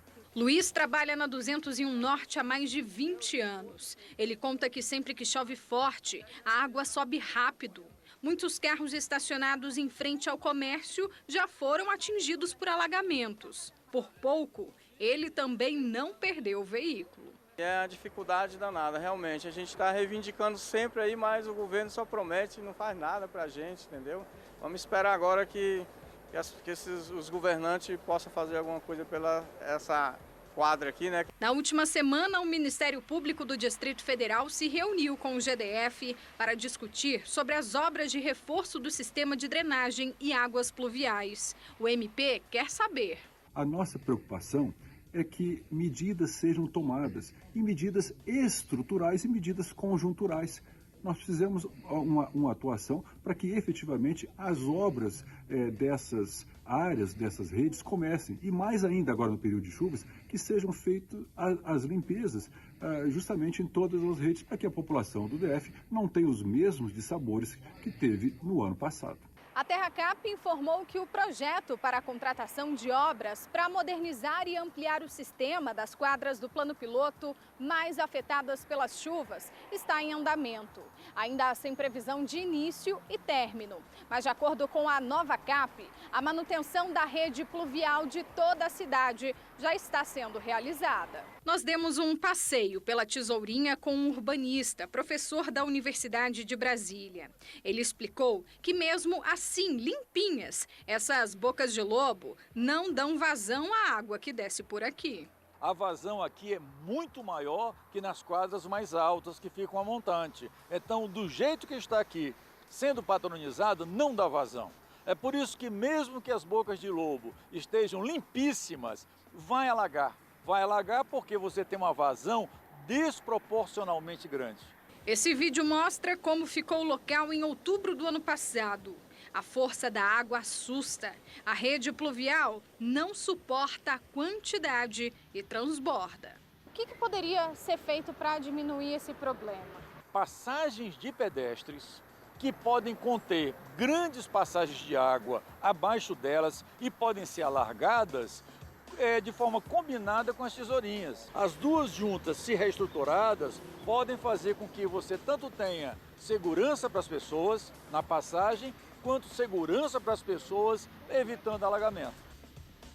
Gente, escuta essa. Uma onça foi capturada dentro de um curral de criação de ovelhas na área rural de Planaltina hoje pela manhã. Imagina que susto! A repórter Vanessa Vitória acompanhou esse resgate junto com o Batalhão Ambiental da Polícia Militar e tem os detalhes pra gente. Oi, VV!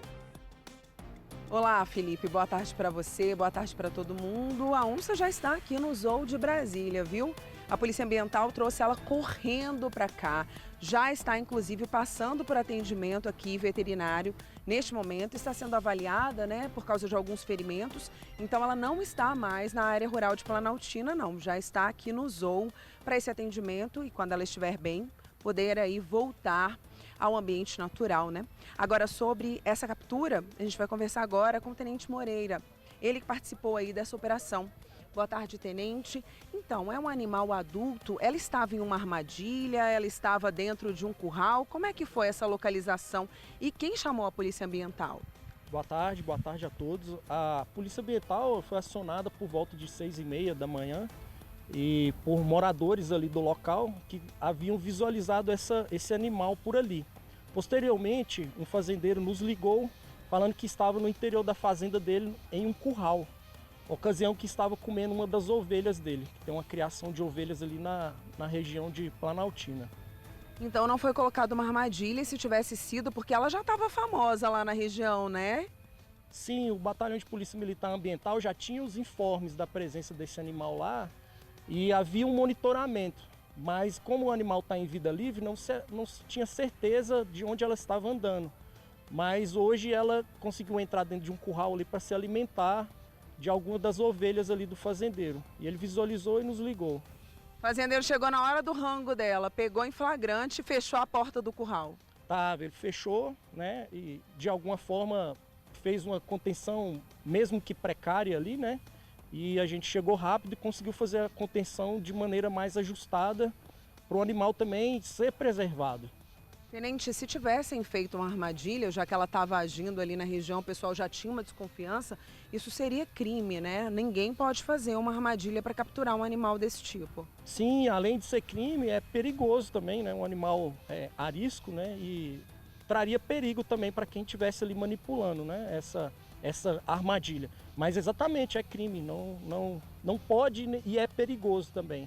Essa fazenda fica bem próxima a uma universidade que inclusive tem ali medicina veterinária, zootecnia e tem alguns animais, né?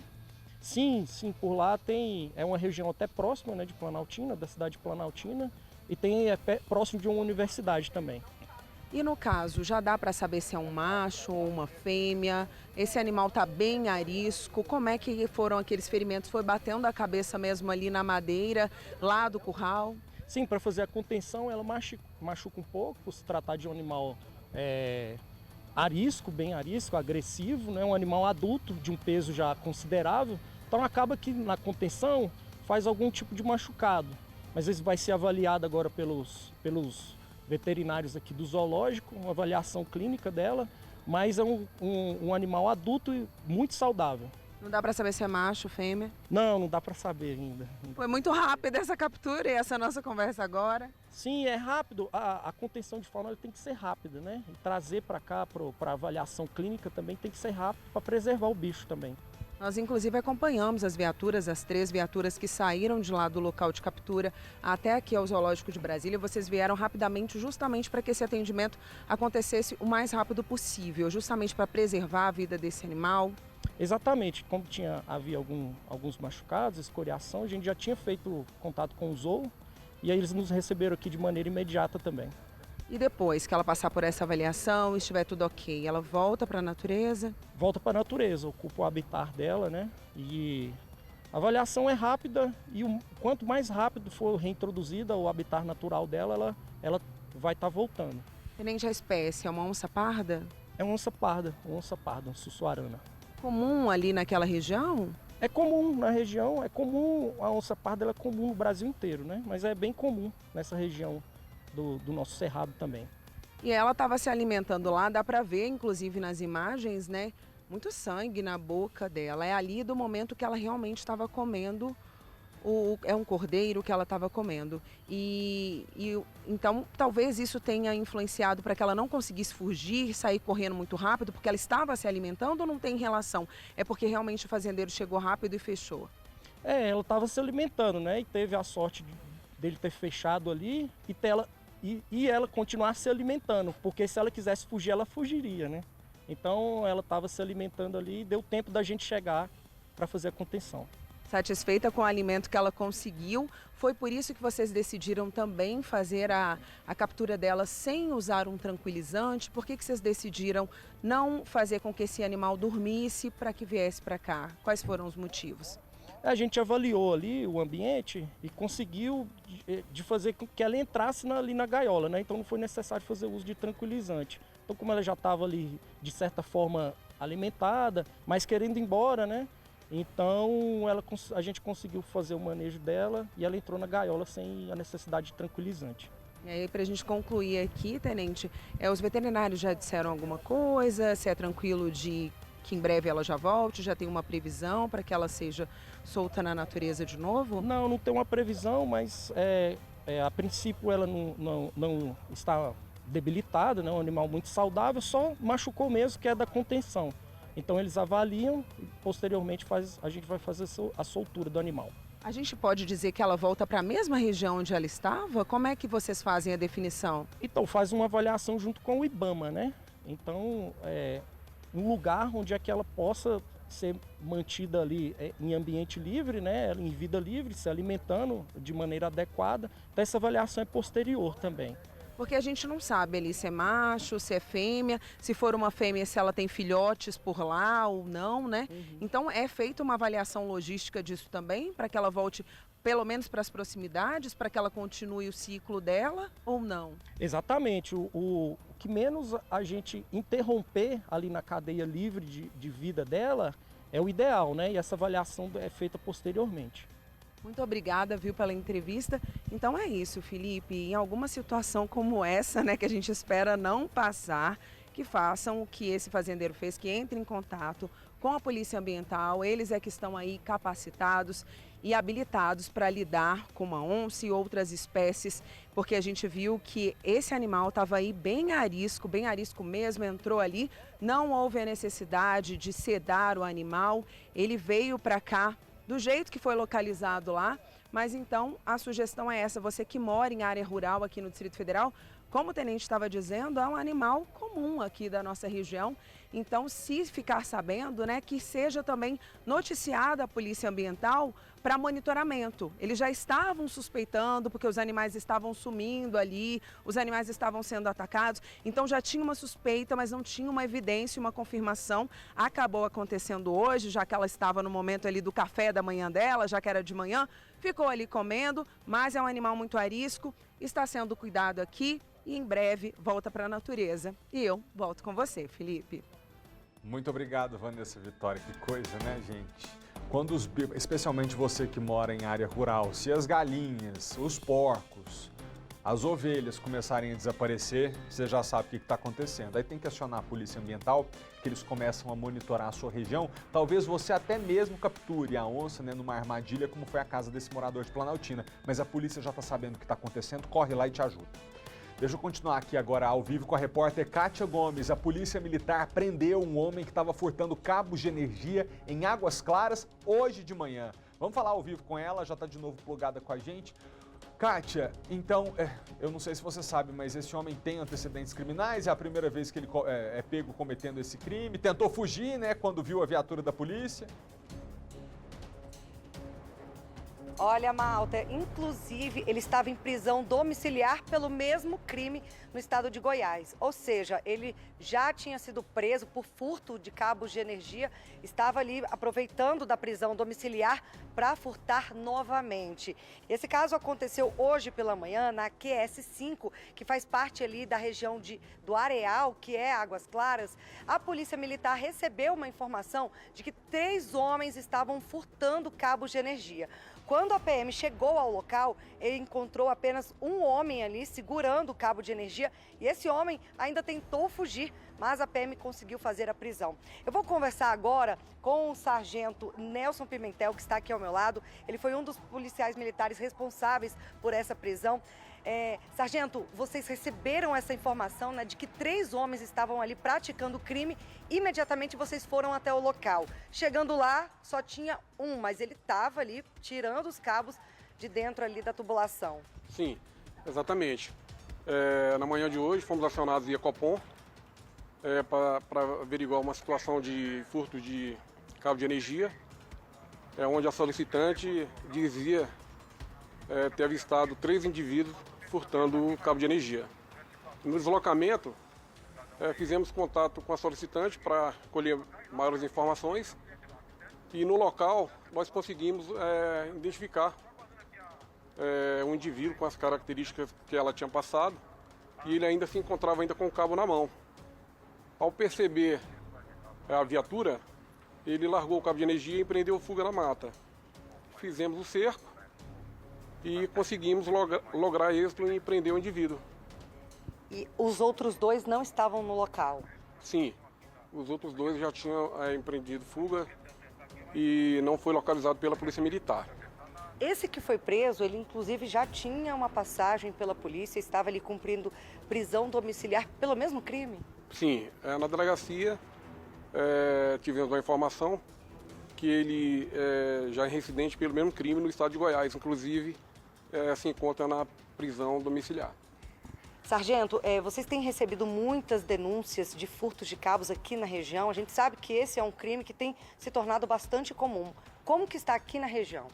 Sim, a informação é que está havendo furto, bastante furto de cabo de energia e está sendo monitorado, já tem uma investigação por parte da nossa polícia, a polícia de inteligência, inclusive tentando identificar os receptadores, porque eles furtam esses cabos e passam para os receptadores. Eles já furtam, já tendo o destino certo? Sim, já tem um destino para quem vender. Agora, acho que vale o alerta, porque essa é uma atividade criminosa, perigosa até para eles. Eles estavam ali furtando cabos de energia de alta tensão. Sim, na verdade, eles não têm noção do perigo. E pela facilidade de passar o produto, eles se arriscam. Mas é uma atividade, assim, muito perigosa. Sim, é bastante perigosa. Mas eles perdem a noção e alguns usuários de droga, então eles vendem para usar droga, enfim. Hoje vocês conseguiram impedir o furto de cabos ali, ele chegava ali a mais ou menos 150 metros, é muito cabo. Sim, é bastante cabo. Na varredura foram encontrados aí faixa de 150 metros de cabo, que aproximadamente aí, falando em quilo aí, aproximadamente de 500 a 700 quilos de cabo de energia. Muita coisa. E é um prejuízo, a gente sabe, para o setor de energia, para as empresas que geram energia e também para o próprio consumidor, que acaba ficando prejudicado, a energia acaba caindo em casa. Sim, é bastante prejuízo. Inclusive a Neoenergia esteve no local, juntamente com o engenheiro, fazendo a avaliação do prejuízo. E aí, o senhor viu se eles fizeram ali algum reforço, se eles conseguiram já fazer o conserto ainda de manhã? O senhor acompanhou? Não foi possível. O estrago foi muito grande e vai ser avaliado pela Neoenergia. Mas a polícia continua esse monitoramento, Como o senhor falou, a PM tem um serviço de inteligência que está monitorando esse tipo de crime? Sim, a Polícia Militar ela tem um serviço de inteligência e já está sendo monitorado, inclusive com a prisão desse indivíduo.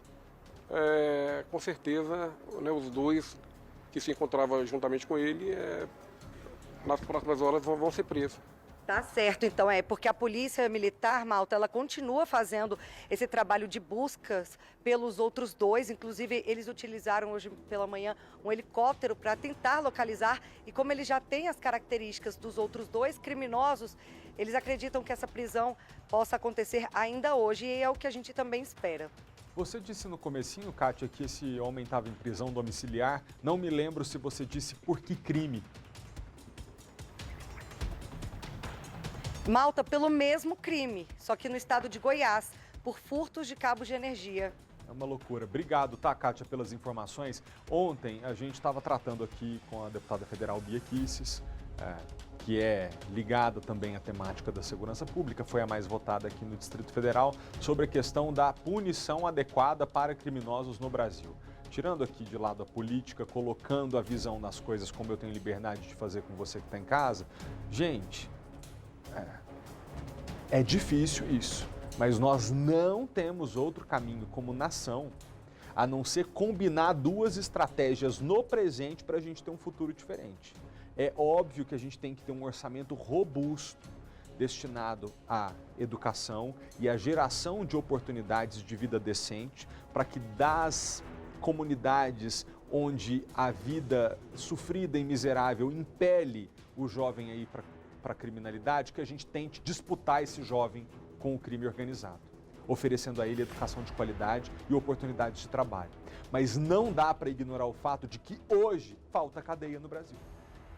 De que hoje nós não temos um sistema penitenciário que consegue punir adequadamente aquelas pessoas que reiteradamente cometem crimes e que continuarão a fazê-lo pela certeza de que não serão punidas. Este homem estava de novo roubando centenas de metros de cabo de energia elétrica, colocando em risco a própria vida, a vida das pessoas que dependem da geração de energia naquele lugar, e estava solto de novo. Estava em prisão domiciliar, foi cometer crime. O bandido não tem medo do rigor da lei escrita no papel. Ele tem medo a partir do momento que ele sabe que aquela punição vai ser cumprida. Enquanto não for na prática, a sensação continuará sendo essa, de que a gente pode delinquir, de que a gente pode cruzar todos os limites do aceitável, que nada vai acontecer com a gente. É difícil a gente aceitar que a gente tem que construir cadeia, que tem que melhorar o sistema penitenciário para apartar da sociedade quem não quer mais conviver em paz, mas tem que fazer isso. Nós não temos outro caminho. E enquanto isso, vai investindo para melhorar o futuro. Mas não dá para ser uma coisa ou outra, tem que ser as duas coisas juntas. Falando em sistema penitenciário, esse é o assunto agora, né? A Secretaria de Administração Penitenciária vai exigir exames para doenças sexualmente transmissíveis para permitir a visita íntima em presídios aqui do Distrito Federal. A partir de agora, o companheiro ou companheira de quem está preso no sistema carcerário aqui do DF, para ter o cadastro de visita íntimo aprovado, deverá apresentar relatório médico que ateste a inexistência de doenças sexualmente transmissíveis, entre elas sífilis, hepatites B e C e HIV. A exigência consta em uma portaria publicada pela Secretaria de Administração Penitenciária. O exame deve ser renovado a cada 6 meses, juntamente com o cadastro de visita. A nova medida é para controlar a disseminação dessas doenças dentro dos presídios, já que todos os internos passaram a ser testados há 2 anos. Ainda de acordo com a portaria, para ter direito à visita, o detento precisa ter bom comportamento e participar de algum curso profissionalizante. Polícia investiga a morte de uma mulher que passou mal durante um tumulto na entrada de um frigorífico em Goiânia no domingo de eleição. A loja fazia promoção de picanha. O vídeo que viralizou nas redes sociais mostra as pessoas tentando forçar a entrada no frigorífico. A porta de vidro se desmonta e os seguranças não conseguem conter a multidão. Do alto dá para ver a fila quilométrica de pessoas atrás da promoção. A oferta foi batizada de picanha mito, a R$ 22,00 o quilo. O valor que o frigorífico costuma cobrar é R$ 130. Para entrar na loja, era preciso se vestir de verde e amarelo. A polícia foi chamada, mas foi difícil controlar o grande número de pessoas. Uma mulher que, segundo familiares, ficou prensada na porta do frigorífico, passou mal, foi levada ao hospital, onde morreu. A família de Ieda Batista, de 45 anos, registrou o boletim de ocorrência. A polícia trabalha com 2 linhas de investigação: uma doença pré-existente ou ferimentos causados pelo tumulto. Se aquele contexto de possível falta de organização administrativa pode ter exposto a vida dela a risco não permitido pela legislação. O pacote de picanha tem a foto do presidente Jair Bolsonaro. No próprio domingo, no primeiro turno das eleições, a Justiça determinou a suspensão da promoção considerada abuso de poder econômico. O cantor Gustavo Lima é sócio da rede de franquia do frigorífico. Nossa reportagem entrou em contato com os responsáveis pela promoção, mas eles não se manifestaram. Olha, nós tentamos um novo contato com a assessoria do cantor Gustavo Lima, que não se manifestou. O Ministério Público Eleitoral pediu à Polícia Federal a abertura de inquérito para apurar um possível crime eleitoral dos gestores do frigorífico. A Polícia Federal investiga um casal que teria publicado e compartilhado nas redes sociais fotos com pornografia infantil. A gente vai falar de novo com o repórter Maicon Leão, é ele que traz as informações pra gente desse assunto. Maicon, é com você. Exatamente, Malta. Nesse caso, os mandados de prisão foram cumpridos aqui no Distrito Federal. Esse casal, um homem e uma mulher, são apontados por estarem divulgando, publicando imagens envolvendo práticas sexuais envolvendo crianças e adolescentes nas redes sociais. A Operação Arnold, como foi batizado pela Polícia Federal, faz associação justamente com o nome do perfil que esse casal utilizava nas redes sociais. E como que a polícia chegou até eles? É importante ressaltar a participação dos usuários dessa rede que fizeram questão de denunciar a publicação e também de printar essas publicações. E aí não teve como a polícia, na verdade não teve como os dois questionarem a ação da polícia, que além da prisão também cumpriu mandados de busca e apreensão na casa deles. É importante ressaltar, Malta, que mesmo que a pessoa não tenha nenhum envolvimento com a gravação, com o fato de fotografar o ato sexual ali em si, publicar, compartilhar, qualquer coisa desse sentido também é crime e a pena pode chegar até 14 anos de prisão.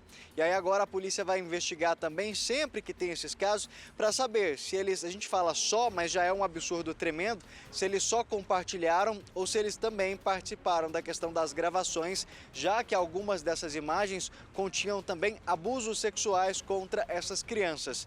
Então a polícia está de olho, não importa você usar a aba anônima, o que você achar que pode te proteger, porque não vai, independente do meio que você estiver utilizando para acessar esse tipo de material, a polícia está sempre de olho e felizmente, né, Malta, consegue localizar essas pessoas e colocar atrás das grades.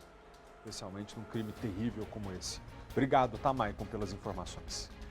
Mais uma vez a gente volta a falar de eleições 2022.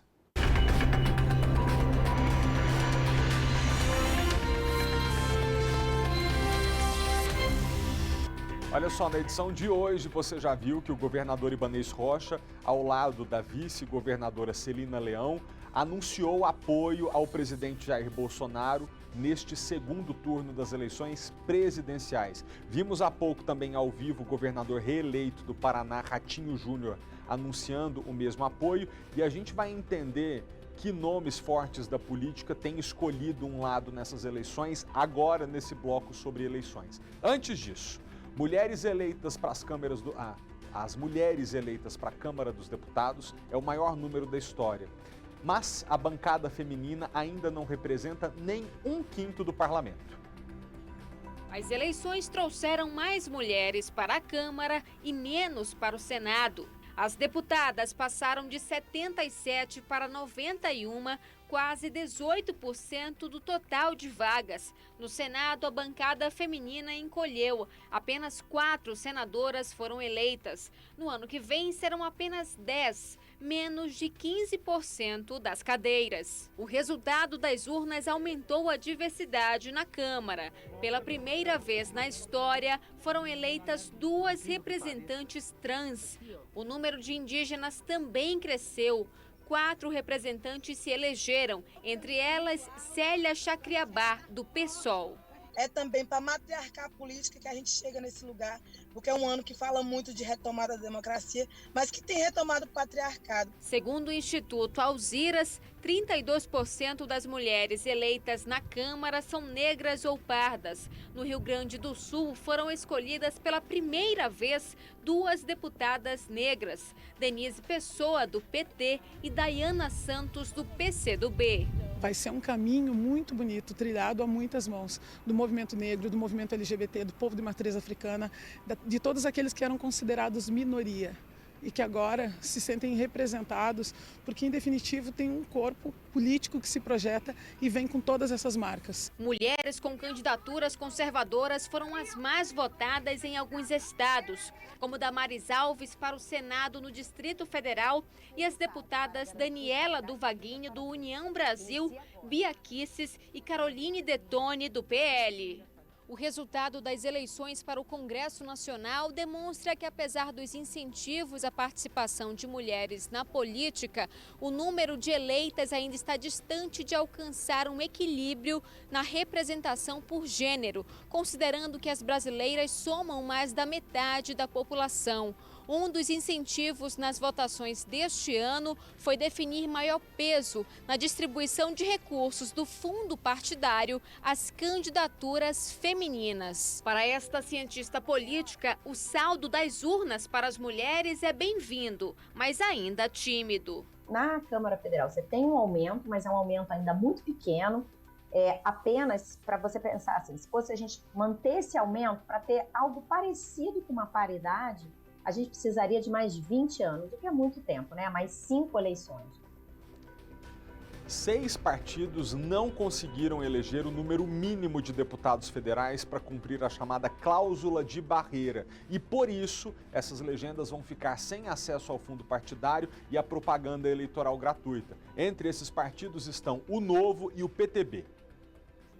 Dos 19 partidos que conseguiram assento na Câmara de Deputados, apenas 13 alcançaram a cláusula de barreira, uma espécie de patamar eleitoral que dá acesso ao dinheiro do fundo partidário e direito a tempo de propaganda na TV e no rádio. O levantamento é do Departamento Intersindical de Assessoria Parlamentar.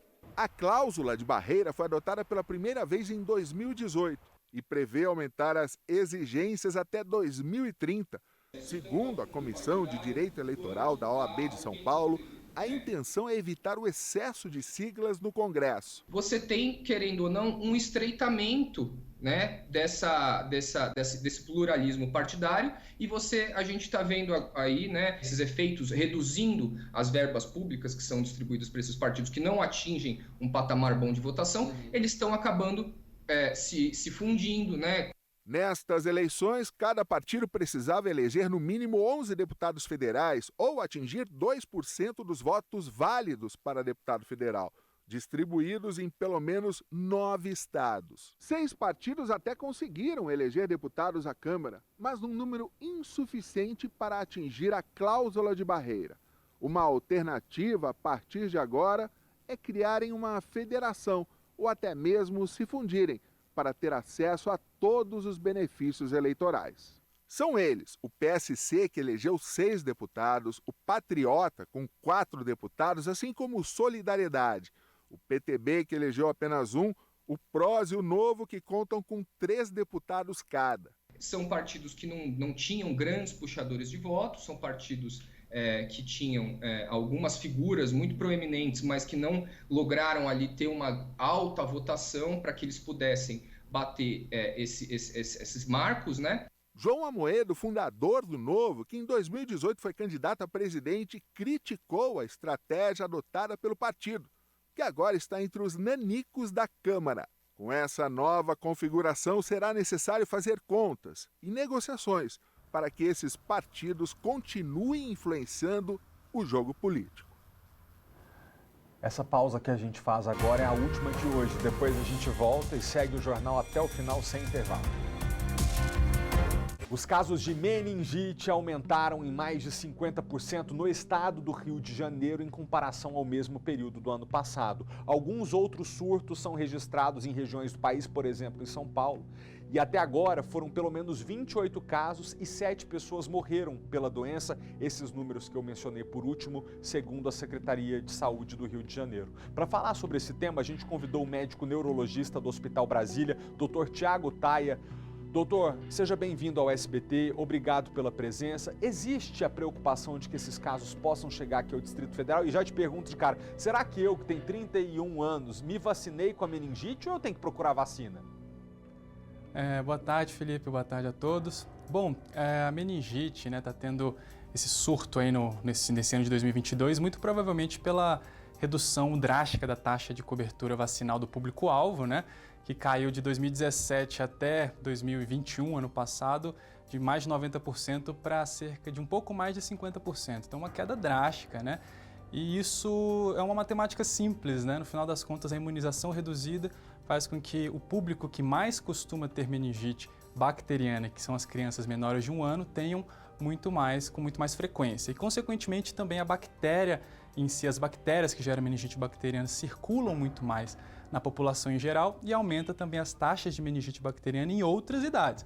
Então, essa pergunta que você fez aí sobre você na sua idade, aí, um cara jovem, 31 anos, mas existe a chance, porém a chance é bem menor porque o seu sistema imunológico é bem mais propenso a conseguir gerar uma defesa maior, né, contra as bactérias da meningite.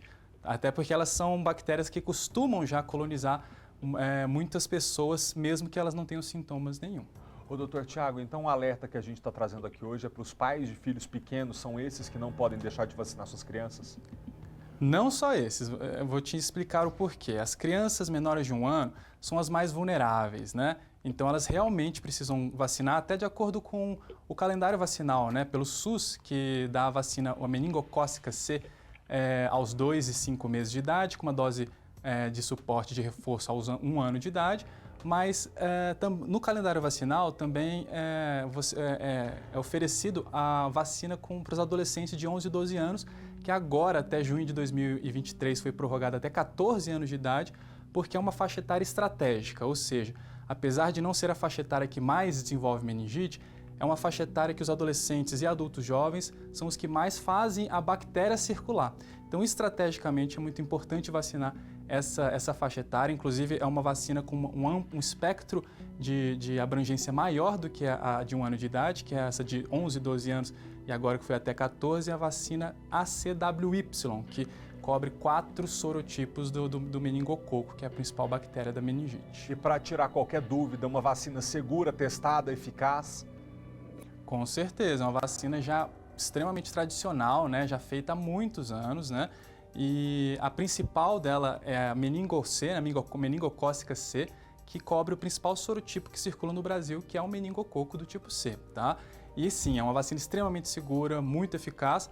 E claro, toda vacina pode dar efeito adverso, é claro, mas o benefício em relação a ela é extremamente maior do que os malefícios que são mínimos, porém que são os que são focalizados, né? A gente vê muito o que não é o típico. O mais típico é a pessoa não ter ou efeito adverso nenhum ou mínimos, né? Esse efeito adverso muito leves em comparação ao benefício gigantesco que ele vai ter de proteger a criança e também a própria família e a própria população, né? Doutor Tiago, muito obrigado pela sua presença aqui no SBT, por nos ajudar a trazer esse alerta. Bom trabalho, até a próxima. Até a próxima, obrigado. Obrigado. Agora a gente vai falar de economia. A presidente da Caixa confirmou que o início do pagamento do Auxílio Brasil foi antecipado para a próxima terça-feira. Ela também deu detalhes sobre a 13ª parcela do benefício para as mulheres. A promessa de Jair Bolsonaro de pagar o 13º do Auxílio Brasil a 17 milhões de mulheres a partir do ano que vem, caso seja reeleito, geraria um custo adicional de quase 10 bilhões de reais no orçamento do programa. Nesta terça-feira, a presidente da Caixa disse que a instituição está pronta para agilizar o pagamento. O banco está preparado para operar, tem escala para operar. Uma vez a gente tem um contrato feito com o Ministério da Cidadania, que é o nosso cliente, e uma vez contratado, será imediatamente operacionalizado. O banco também explicou como vai funcionar a antecipação da parcela do Auxílio Brasil. O crédito, que estava previsto para começar a ser pago em 18 de outubro, vai ocorrer a partir do dia 11 para os beneficiários com número de identificação social terminados em 1. Os demais vão receber seguindo o calendário até 25 de outubro, 5 dias antes do segundo turno.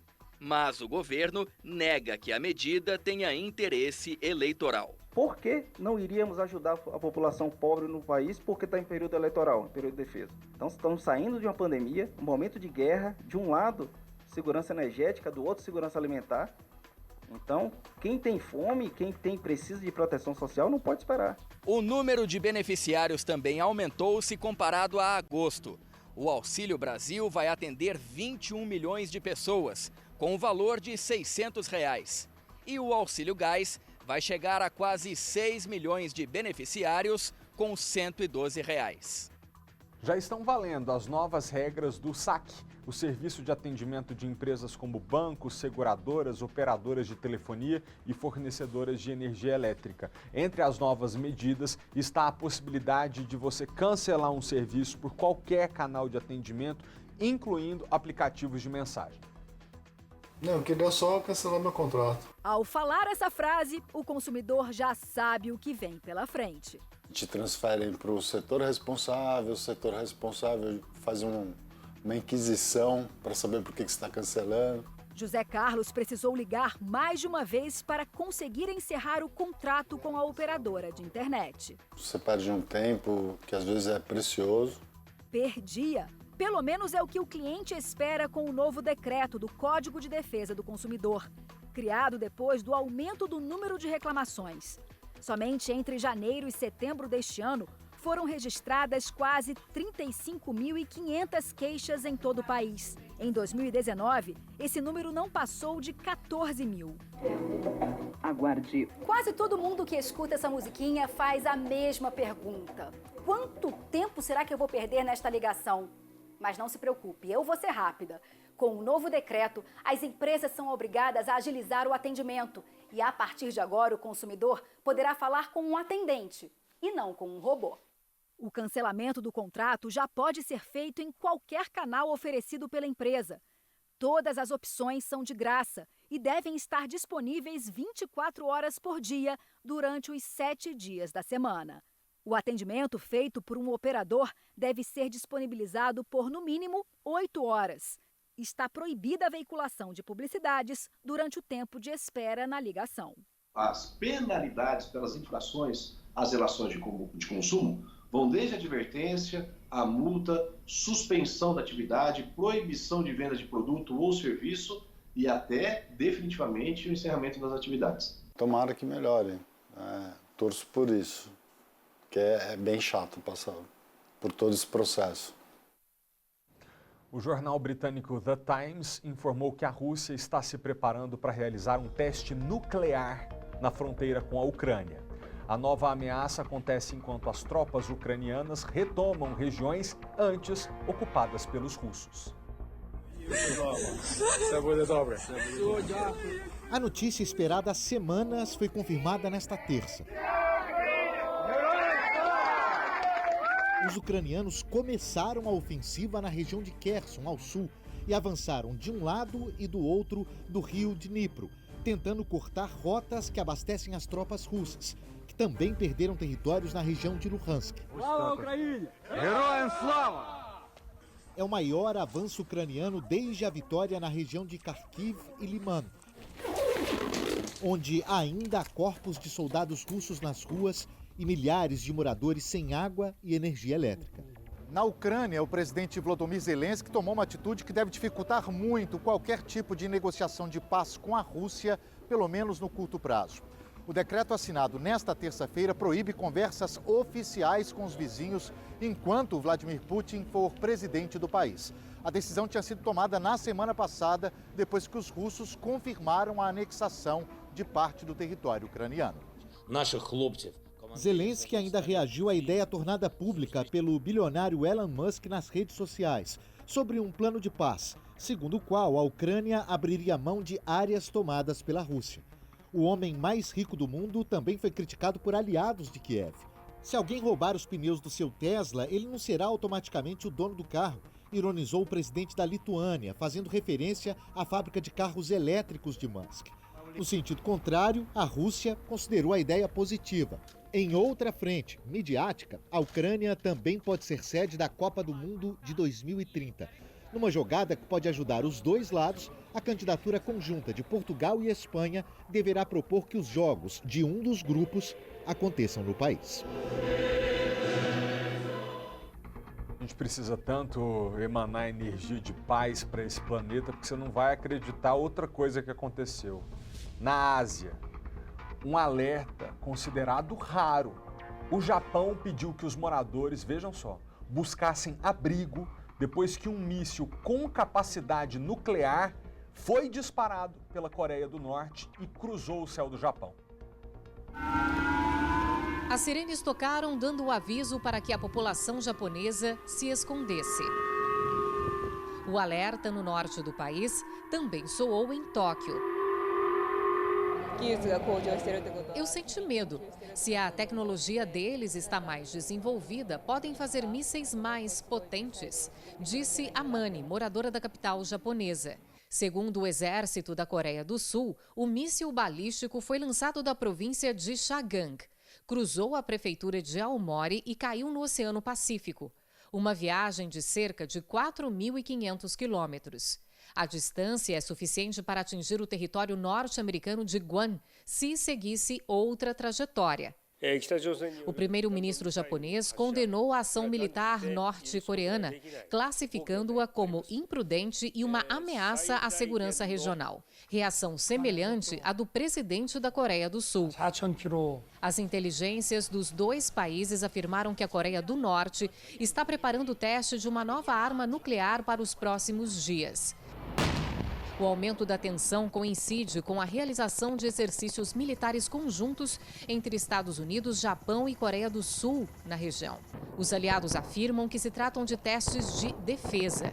Já o ditador Kim Jong-un garante que os governos de Washington, Seul e Tóquio têm o objetivo de invadir o território norte-coreano. Nesta terça, em resposta quase que imediata, aviões da Coreia do Sul deram início a novos treinamentos com os Estados Unidos. Em Washington, perguntei ao porta-voz adjunto do Departamento de Estado sobre os detalhes desta recente operação militar. Veran Perel confirmou que os exercícios são para a proteção dos territórios sul-coreano e japonês, mas que a mensagem principal é de que a prioridade é o caminho diplomático. O porta-voz ainda falou em engajamento internacional para o diálogo. As Nações Unidas já definiram mais de uma vez que a Coreia do Norte está proibida de testar armas. Lançar mísseis em direção a outros países sem aviso prévio fere as normas internacionais. De volta ao Brasil, equipes de resgate trabalham na busca pelo piloto de um avião pequeno que caiu no Rio Guaíba, em Porto Alegre. Luiz Cláudio Albert Petri, de 43 anos, desapareceu após a aeronave cair no Rio Guaíba no final da tarde de segunda-feira. Ele estava sozinho. O avião, de pequeno porte, tem autonomia para 6 horas de voo e é de uso pessoal. A aeronave decolou às 5h40 da tarde, de Eldorado do Sul, na Grande Porto Alegre, para um voo até o Aeroclube da Zona Sul da capital, a cerca de 50 quilômetros. Mas 6 minutos depois, o avião sumiu do radar. Partes da aeronave foram encontradas no rio, como o motor e um fragmento da asa. As causas do acidente são apuradas pelo Centro de Investigação e Prevenção de Acidentes Aeronáuticos, o CENIPA. Familiares do piloto relataram às autoridades que o empresário tem mais de 20 anos de experiência com esse tipo de monomotor e que ele tinha o costume de sobrevoar o Guaíba por lazer no fim do dia. As buscas pelo piloto começaram na mesma noite do acidente. Mergulhadores do Corpo de Bombeiros trabalham na operação. A partir daquele ponto ali da queda, a gente traçou um raio ali, a gente está mergulhando para ver se localiza o corpo da vítima nesse raio ali. A gente acredita de entre 100 a 300 metros a gente vai encontrar alguma coisa ali. Bom, antes da gente terminar a edição de hoje, deixa eu agradecer a presença de você que nos acompanha todos os dias. Hoje fazendo isso no nome da dona Mercedes, que é quem aparece agora na tela, que tirou uma foto assistindo ao nosso jornal e que vai aparecer aqui para a gente poder agradecer. Olha lá que gracinha! Dona Mercedes tirou essa foto e mandou o seguinte recado. Malta, eu me chamo Mercedes, tenho 63 anos, sou sua telespectadora assídua, admiro a forma profissional, descontraída e ao mesmo tempo rígida com as situações necessárias que você tem. A gente percebe que seus sentimentos são verdadeiros. Obrigado, viu, Dona Mercedes? O que eu costumo dizer aqui é o seguinte, às vezes a gente concorda, às vezes a gente discorda, mas sempre vocês têm certeza que de cá tem uma pessoa que está sendo honesta com o que fala, não quer fazer personagem, realmente defende um ponto de vista porque acha ele adequado, mas está aberto a ouvir o seu também. Então, muito obrigado a audiência da senhora, tá? Se você quiser aparecer aqui no nosso jornal como a dona Mercedes apareceu, mande seu registro para @FelipeMaltaTV, segue também, manda a foto, @FelipeMaltaTV, que quem sabe já amanhã você aparece na tela da TV mais feliz do Brasil. Agora é hora do SBT Esportes Brasília. Tchau!